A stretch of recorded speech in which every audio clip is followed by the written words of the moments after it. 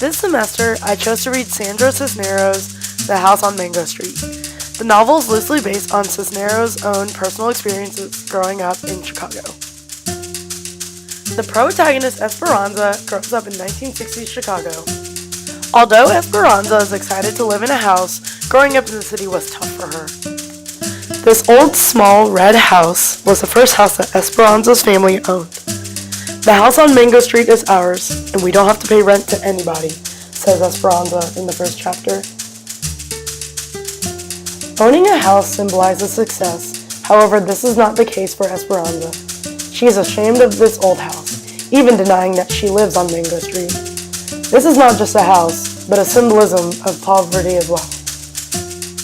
In addition to poverty, Esperanza faces the struggle of finding herself.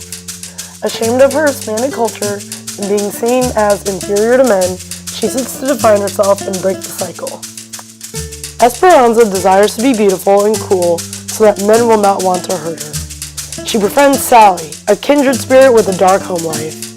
Sally is very open with her sexuality, which quickly makes Esperanza uncomfortable and question more of who she is. Esperanza decides to not set herself apart, not rush her sexuality, and accept her family culture. She seeks to define herself by becoming a writer. Writing provides emotional comfort for her during trying times. Writing also helps her in finding what she truly wants in life, to leave Mango Street.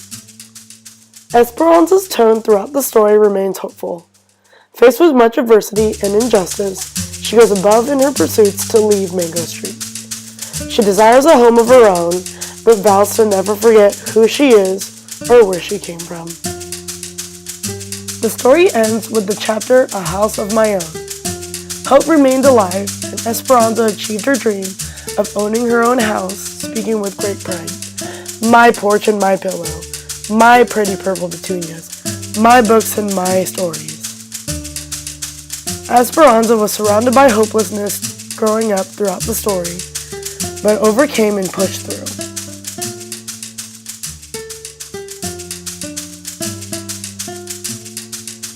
During tragedy and times feeling lost, Esperanza turned to writing as an escape from reality.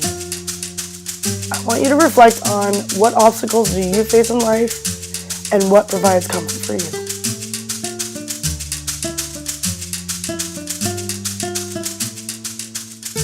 At the end of the novel, Esperanza pledges to come back to help those she left behind. Pretend that you're Esperanza. Who would you write to, and what would you say?